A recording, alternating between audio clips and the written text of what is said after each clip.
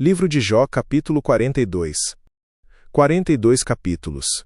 O mais longo diálogo sobre sofrimento que a Bíblia conhece. E agora, o silêncio do redemoinho. E a última resposta de Jó. E a última palavra de Deus. E então, algo que ninguém tinha certeza de que viria. A restauração. E Jó respondeu pela última vez: Eu reconheço que para ti nada é impossível, e que nenhum dos teus planos pode ser impedido. Tu me perguntaste como me atrevi a pôr em dúvida a tua sabedoria, visto que sou tão ignorante. É que falei de coisas que eu não compreendia, coisas que eram maravilhosas demais para mim e que eu não podia entender. Tu me mandaste escutar o que estavas dizendo e responder às tuas perguntas. Antes eu te conhecia só por ouvir falar, mas agora eu te vejo com os meus próprios olhos.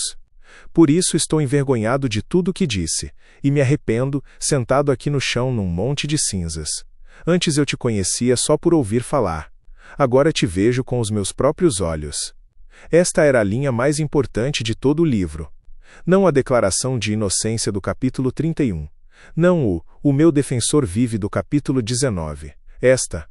A diferença entre conhecer Deus por ouvir falar e ver Deus. A diferença entre a teologia herdada e o encontro real.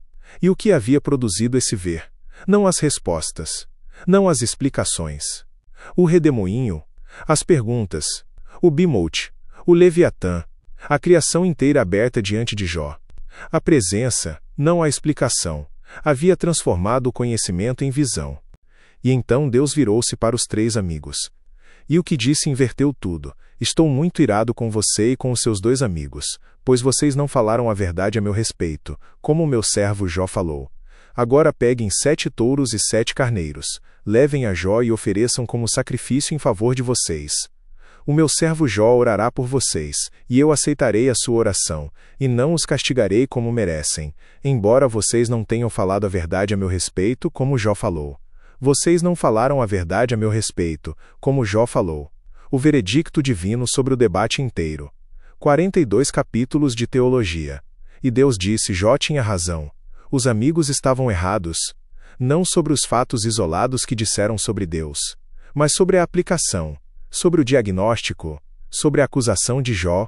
E então, a exigência mais surpreendente: o meu servo Jó orará por vocês. Jó, que havia sido insultado, acusado, chamado de verme e pecador rebelde, precisava orar pelos acusadores. E eles precisavam trazer as ofertas a ele, o acusado tornando-se o intercessor. E então, depois que Jó orou pelos amigos, o Senhor fez com que ele ficasse rico de novo, e lhe deu em dobro tudo o que tinha tido antes.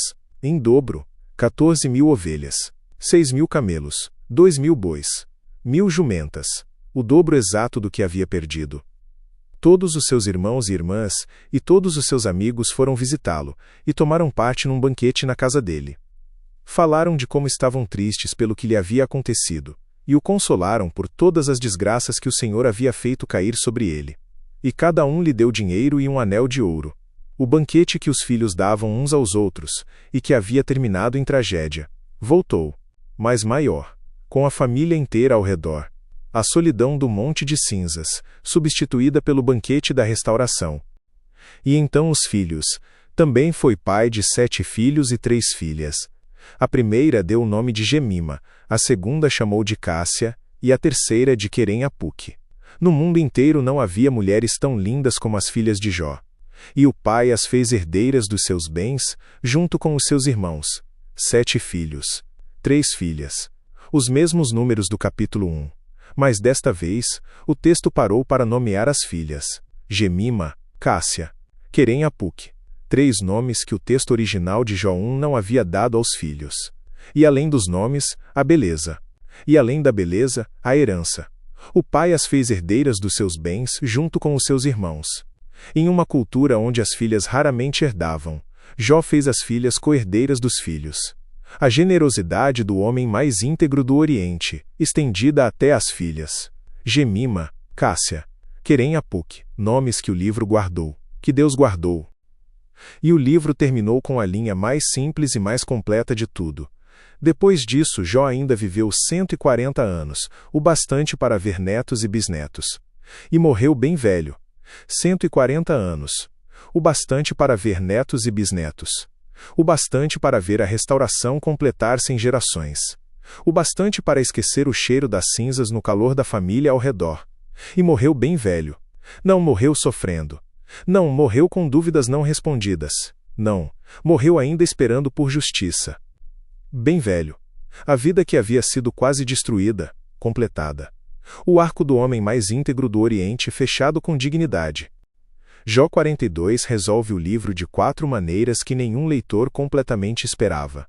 Primeira, Deus não explicou o sofrimento de Jó. Nunca. A conversa do capítulo 1 entre Deus e Satanás permaneceu fora do alcance de Jó. Ele nunca soube por quê. E mesmo assim, viu a Deus. E isso foi suficiente. Segunda, Deus declarou que Jó havia falado a verdade. E os amigos, não. Os que pareciam tão teologicamente corretos estavam errados na aplicação. E o homem coberto de feridas que havia questionado, gritado, desafiado, havia falado a verdade.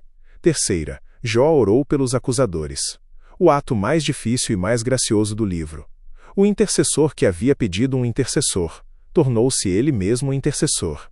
Quarta, a restauração foi real, dobrada. Com nomes para as filhas, com herança para elas, com 140 anos de vida plena. Mas a linha mais importante de todo o capítulo permanece a mesma. Antes eu te conhecia só por ouvir falar, mas agora te vejo com os meus próprios olhos. O livro de Jó não é sobre a explicação do sofrimento. É sobre a transformação que acontece quando o sofrimento nos leva ao encontro real com Deus. A diferença entre ouvir falar de Deus e ver Deus. A diferença entre a teologia herdada dos amigos e o encontro pessoal do redemoinho. E esse encontro que o sofrimento tornou possível. Valeu tudo, não porque o sofrimento em si fosse bom, mas porque o Deus que estava do outro lado do sofrimento era real e vivo. E chamou Jó de seu servo até o fim. Creia, Jesus te ama e ele vive.